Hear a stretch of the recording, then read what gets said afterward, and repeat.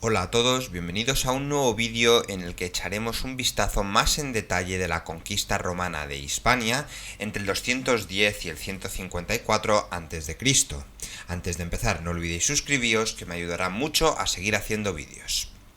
Un conflicto militar como la Segunda Guerra Púnica entre el año 218 y 201 a.C., donde Roma y Cartago despliegan todos sus recursos al enfrentarse, propicia una sustancial modificación de la situación geopolítica en el Mediterráneo occidental.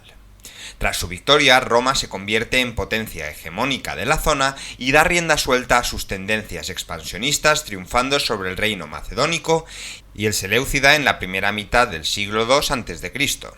Asimismo, su victoria repercute en los pueblos asentados en la parte occidental del Mare Nostrum y concretamente en la península ibérica, causa inmediata del conflicto. Como se sabe, el ataque de Aníbal a Sagunto motiva la declaración de guerra y la puesta en marcha de las correspondientes estrategias militares. La cartaginesa aspira a llevar al suelo itálico el campo de operaciones, la romana a cortar el abastecimiento de Aníbal desde Hispania, principal baluarte cartaginés tras las conquistas de las barcas Amílcar, Asdrúbal y Aníbal, que compensaba con sus recursos humanos y económicos la derrota de la Primera Guerra Púnica. Es precisamente en la Segunda Guerra Púnica donde debe enmarcarse el desembarco del ejército romano en el 218 a.C. En la ciudad de Ampuria, sin que pueda sostenerse históricamente la existencia de un proyecto previo de invasión romana de la península ibérica, ya que antes de la llegada de los escipriones, Roma se limita a proteger los intereses de algunos aliados suyos, como las colonias griegas de la costa hispánica y en especial las actividades económico-comerciales en la península ibérica de Masalia, Marsella. Un evento que consideramos importante fue el fin del dominio cartaginés. En el 211 a.C., Publio Cornelio Escipión y su hermano, el lugarteniente Cneo, intentaron penetrar en el sur de la península, base del poderío púnico. Derrotados y muertos, la zona de influencia romana se retrotrae al punto que se encontraba 7 años antes, al norte del Ebro. Pero en el otoño del 210 a.C., la llegada de Publio Cornelio Escipión, el futuro africano, con nuevos refuerzos militares, logran los objetivos que Roma se había propuesto en la península ibérica. Roma se atrae hábilmente a la aristocracia indígena, estableciendo alianzas con los jefes de las Ilergetes Indíbil y Mandonio, acérrimos partidarios anteriormente de los Barcas. También se gana al ya filorromano Culchas, rey de los turdetanos, que gobernaba sobre 28 opidas, ciudades, y asimismo a Atenes, lo que le permitirá el derrotar al poderío cartaginés. Los hechos fundamentales que marcan esta victoria marcha del ejército romano, comandado por el joven Publio Cornelio Escipión y por su lugarteniente, el propretor Marco Junio Silano. Son la conquista de Cartago Nova, ciudad estratégica desde el punto de vista militar y económico en el 209 a.C., y las victorias de Baécula Bailén en el 209 al 208 a.C. y de Ilipa en Alcalá del Río en el 207 a.C. La toma de Iliturgi, Mengíbar Jaén, y la entrega de Cástulo, Cazlona, en la más importante zona minera del Alto Guadalquivir, completan la expulsión de los cartagineses de la península. Su último baluarte, sería la antigua fundación fenicia de Gades, negociará en el 206 a.C. su propia entrega a los romanos. Conseguido el objetivo fundamental, Roma cambia de perspectiva con relación a la península. Su política en los últimos años sucesivos tiende tanto a la sumisión y control del territorio conquistado como a la explotación de los recursos existentes en la zona de influencia. De este doble fenómeno, que se proyectará años después en una adecuada organización administrativa, existen incluso manifestaciones en las últimas medidas tomadas por el joven Publio Cornelio Escipión antes de su marcha a Roma para presentarse a las elecciones de cónsul. Varios hechos demuestran este cambio de actitud, ante todo la fundación de la ciudad itálica, Santiponce-Sevilla, por Publio Cornelio Escipión, destinada en principio a acoger a los heridos de la batalla de Ilipa y que pronto se convierte en el primer asentamiento urbano de los romanos en la península ibérica. En la misma dirección apunta la creación de una mínima infraestructura administrativa en el territorio conquistado. Su expresión más gráfica viene dada por la regulación de las relaciones entre Roma y los Opida, las comunidades indígenas, que se materializa en determinados estatus jurídicos fundamentalmente condicionados por la actitud que estas ciudades y los populi habían adoptado frente a Roma. Así nos encontramos que con aquellas ciudades que no habían opuesto una tenaz resistencia a Roma, que habían pactado su rendición y entrega, van a entrar en la categoría de foederatae, que les garantizaba amplia autonomía administrativa, leyes propias, posibilidades de acuñar moneda y exención de impuestos y de guarnición romana. Gades se encontrará en esta situación, como queda testimoniado en el Foedus, en el pacto realizado en el 206 a.C., también Sagunto, Ampurias y probablemente Cástulo. Frente a estas ciudades, la totalidad de los pueblos y comunidades que habían opuesto resistencia al dominio romano serían catalogados como estipendiarios y obligados en consecuencia al pago de un determinado impuesto personal y territorial, dado que su territorio pasaba a ser propiedad del pueblo y del Senado romano. Uno de los elementos que debieron incidir en el cambio de actitud romano fueron quizá las amplias posibilidades económicas que ofrecía el territorio conquistado, en un momento en que Roma ha movilizado todos sus recursos y padece una profunda inflación. Estas posibilidades económicas eran ante todo el botín. La guerra para los nobilitas romana es un negocio en sí mismo. Esto es claro tanto en la descripción que Polibio nos ha dejado de los beneficios obtenidos tras la Roma y saqueo de Cartago Nova, como en el sistema que pone en práctica Publio Cornelio Escipión, a fin de saldar los salarios adecuados a sus tropas amotinadas en Cartago Nova en el 206 a.C., pues serán los ilergetes, sublevados en esos momentos y derrotados, los que tributen las cantidades precisas para acallar las exigencias de las legiones romanas. Junto al botín o la capitulación de la guerra, hay que contabilizar los tributos impuestos a las poblaciones sometidas y la explotación de los importantes yacimientos de minerales existentes en los alrededores de Cartago Nova y de Cástulo.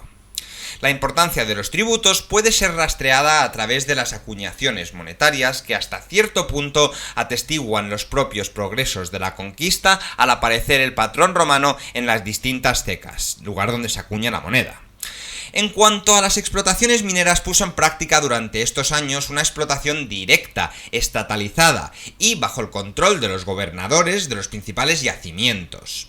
De la importancia cuantitativa de las posibilidades económicas del territorio conquistado dan ideas los ingresos que Livio cataloga como efectuados por Publio Cornelio Escipión en el erario romano, 14.342 libras de plata, y signati argentum magnum numerum, gran cantidad de plata acuñada. Hablemos ahora de la consolidación del Imperio Romano en la península ibérica. El periodo comprendido entre la salida de Publio Cornelio Escipión hacia Roma en el 206 a.C. y el 197 a.C., en que el Senado afronta la organización administrativa del territorio conquistado, se caracteriza por una continuidad infringida en ocasiones determinadas de los principios asentados por el vencedor de Cartago. Los sucesores en el mando de las legiones, dos procónsules, reprimen cualquier tipo de sublevación como la que protagonizan en el 205 a.C. Indíbil y Mandonio frente a los ausetanos y lacetanos. Léntulo y Manilo Acidino les vencen y terminan con la vida de ambos reyezuelos. A los sublevados se les impone un estipendio doble, trigo para 6 meses, túnicas y togas para el ejército y la entrega de rehenes de cerca de 30 pueblos. Esta consolidación del dominio romano posee a veces características preventivas. Así, debilita el poder de algunos régulos al disminuir sus territorios, como ocurre con Culchas, el aliado de Cornelio Escipión en la Turdetania, que de 28 ciudades pasa a tener 17. Pero junto a ello, la continuidad de los principios estipulados por Escipión se proyecta en los beneficios que se obtienen a partir de los recursos económicos que suministra el territorio conquistado. De este modo, tasa Tito Livio los ingresos procedentes de Hispania en el erario romano. En el 201 a.C. llegaron 43.000 libras de plata y 2.450 libras de oro. En el 199 a.C. llegarían 1.200 libras de plata y 30 libras de oro. y en el 198 a.C. llegarían 50.000 libras de plata. Sin embargo, los beneficios económicos no solo se materializan en metales preciosos. Livio, aludiendo al 203 a.C., afirma que se caracterizó este año por el bajo precio de los víveres, no solo a causa de que por la paz estaban abiertos los puertos de Italia, sino además porque Valerio Falto y Fabio Buteo enviaron desde Hispania una gran cantidad de grano que los ediles curules distribuyeron al pueblo por barrios a razón de 4 ases. La consolidación del poder romano en Hispania y la explotación de los recursos económicos entre el 206 y el 197 a.C. se realiza contraviniendo incluso algunos pactos de Roma con las ciudades y comunidades indígenas de la península ibérica.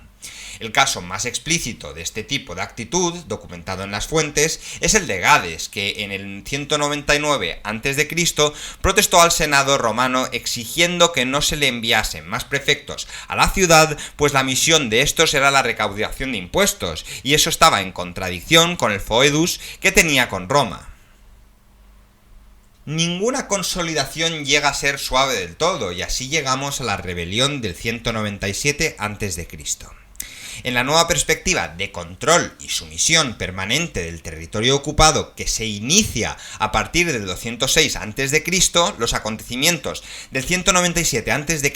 adquieren especial relevancia. Es precisamente ese año cuando el Senado romano normaliza administrativamente la zona sometida, procediendo a formar en la misma dos provincias, Hispania Citerior e Hispania Ulterior, según su mayor o menor proximidad a Roma. Para proveer de magistrados a estas dos nuevas circunscripciones provinciales, el Senado elevó de 4 a 6 el número de pretores existentes. Entonces, en el año 197 a.C., se produce una importante sublevación que describe de esta forma Tito Livio. Terminada apenas la guerra de Filipo, estalló en la Hispania Ulterior una gran sublevación.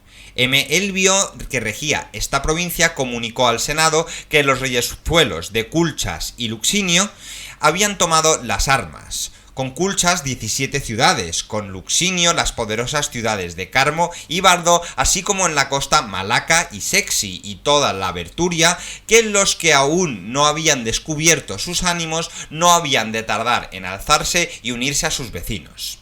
Esta revuelta se extendió por la Hispania Citerior, ya que el pretor de esta última, Sempronio Tuditano, se enfrentó a una coalición de tribus que le infligió una dura derrota en la que pereció. Si nos atenemos a la política puesta en práctica por el poder romano entre el 206 y el 197 a.C., las causas de esta revuelta no son difíciles de adivinar. Tanto la explotación económica como la vulneración de los acuerdos pactados y los intentos de debilitar el poder de los reyezuelos hubieron de fomentar la tensión indígena contra los nuevos conquistadores, que al principio se presentaron como los liberadores de la opresión cartaginesa. De tal magnitud fue la sublevación que durante el 197 y 196 a.C. las legiones romanas sufrieron graves derrotas. El Senado tuvo entonces que enviar a Hispania un ejército consular compuesto por 2 legiones, 15.000 aliados latinos y 800 jinetes con 20 naves de guerra. Al frente estará uno de los cónsules del 195 a.C., Porcio Catón, el acérrimo enemigo de los escipiones. Si a estos contingentes sumamos las legiones de los pretores de cada una de las dos provincias, además de nuevas tropas de infantería y caballería, hemos de concluir que los romanos contaban en ese momento en Hispania con una maquinaria bélica que oscilaría entre los 52.000 y los 70.000 hombres, una verdadera barbaridad para la época. Bueno, y tras todas las revueltas, ¿sabéis lo que siempre hay? La represión de la revuelta.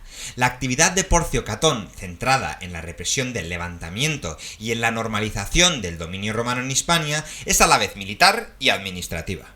A su llegada la situación era muy crítica para Roma, hasta el punto que sus tradicionales apoyos en el noroeste hispano, es decir, las colonias griegas, habían sido sometidas por los sublevados, como ocurriría con Rosas, o estaban amenazadas por los indígenas en el caso de Ampurias, dentro de la cual vivían 2 comunidades, la griega y la aborigen, separadas por un muro, y la sublevación de esta amenazada a aquella. Tras recuperar Rosas, el cónsul romano fue a Ampurias y a unos 5 kilómetros de la ciudad derrotó a la coalición de tribus sublevadas, la casi totalidad quizá de los pueblos del noroeste peninsular, excepto los ilergetes, beligerantes, antes y ahora partidario de los romanos. Los efectos de la victoria de Porcio Catón no se hicieron esperar. En su marcha hacia Tarraco recibió legaciones de las diferentes tribus que se apresuraban a ofrecer la rendición de sus ciudades, a excepción de los vergistanos en los alrededores de la actual Berga, que hubieron de ser sometidos por la fuerza. La entrega de las armas y la destrucción de las fortificaciones de sus ciudades fue la condición que se les impuso para aceptar esta pacífica sumisión.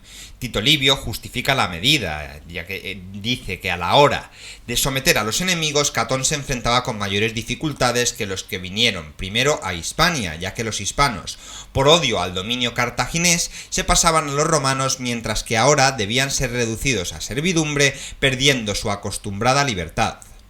Tras sus éxitos en la Hispania Citerior, Porcio Catón fue a la Ulterior, donde la represión del levantamiento que encabezaban Culchas, Luxinio, Malaca, Sexi y otras ciudades, y que se extendía por toda Beturia, había sido iniciada por el pretor de esta provincia, Apio Claudio Nerón, reforzando por el de otra circunscripción administrativa, Publio Manilo.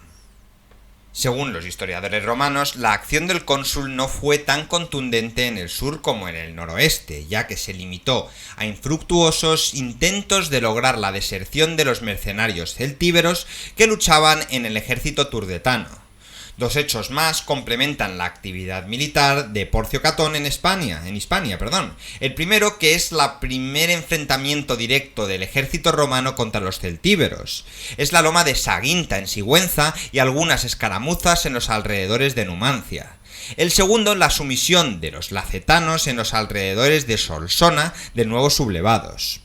Estos éxitos militares se acompañaron de una no menos relevante actividad administrativa consistente en evitar nuevos levantamientos mediante el desarme y la destrucción de las fortificaciones y regular la situación impositiva. Impuso un gran tributo sobre las minas de hierro y plata, nos asegura Tito Livio. Estas dos facetas proporcionarán importantes beneficios económicos en concepto de botín. El propio Catón se jactaba de haber tomado más ciudades que días pasó en Hispania, o de tributos que engrosaban el erario romano: 25.000 libras de plata en lingote, 123.000 denarios, 540 libras de plata ostense y 1.400 de oro. El propio ejército romano se enriqueció al margen del salario con una guerra que se alimenta a sí misma. Cada soldado recibirá, en concepto de donativo, 1 libra de plata. Las operaciones militares que Roma efectúa en la península ibérica en los años inmediatamente posteriores al consulado de Porcio Catón tienen como objetivos fundamentales la represión de revueltas, como la de 194 a.C. en la provincia Citerior, la conquista de algunas bolsas rodeadas por territorio sometido al dominio romano, como ocurre con la Bastetania en campañas desarrolladas en 193 y 191 a.C., y finalmente una ampliación territorial. Esta ampliación tiende a crear un territorio protector de las zonas conquistadas y pacificadas para evitar las continuas razias del bandolerismo lusitano hacia el fértil valle del Guadalquivir. Las legiones romanas siguen primero la línea del Guadiana y luego hasta el Tajo. En el este de la península, el objetivo fundamental de las actividades militares se centra en la conquista del territorio comprendido entre el Ebro y el Júcar, donde consiguen importantes victorias entre el 182 y 181 a.C. Para realizar estos objetivos, Roma enviará millares de soldados, volumen condicionado por las necesidades de la guerra contra Antíoco III, del 192 al 188 a.C. Livio nos ha legado información sobre los envíos de tropas que Roma realiza en estos años.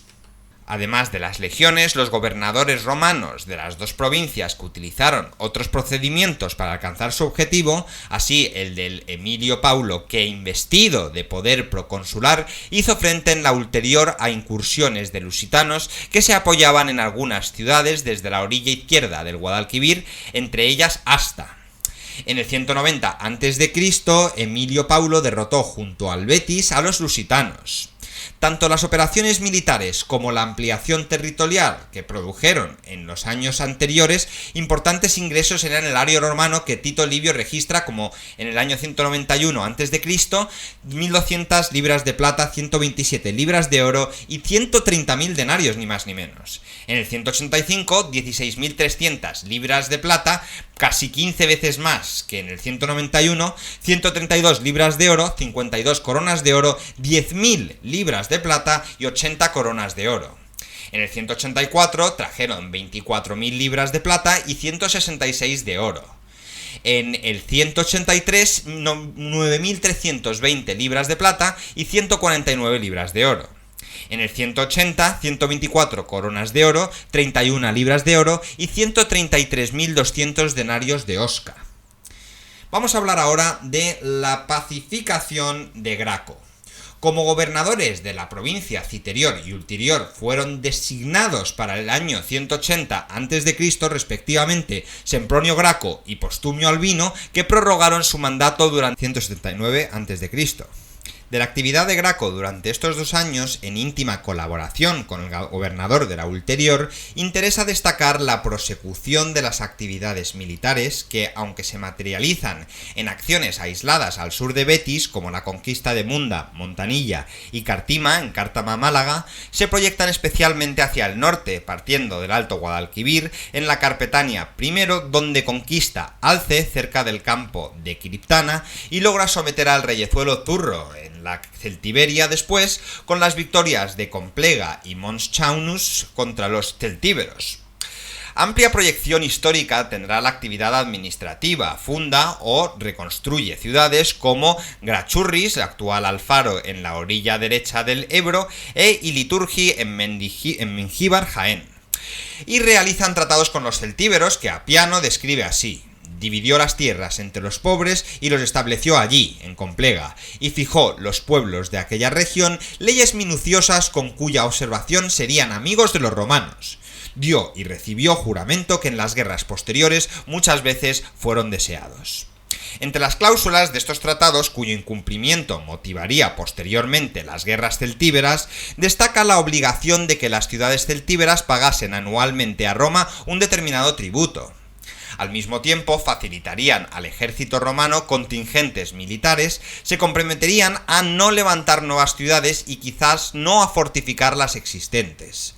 Con la acción de Tiberio Sempronio Graco se pusieron las bases, no de una total pacificación, de una mayor consolidación y tranquilidad en los dominios romanos de Hispania en los 33 años siguientes, entre el 178 y el 154 a.C. Estos dominios abarcarían, según Roldán, la zona comprendida al sur de la línea que uniría los Pirineos occidentales, Calahorra, curso alto del Duero del Tajo y el curso mediano del Guadiana hasta su desembocadura. El periodo inmediatamente posterior al gobierno de Tiberio Sempronio Graco, que aportó al erario 40.000 libras de plata, mientras que el Postumio Albino ingresaba 20.000, son de relativo sosiego en operaciones militares.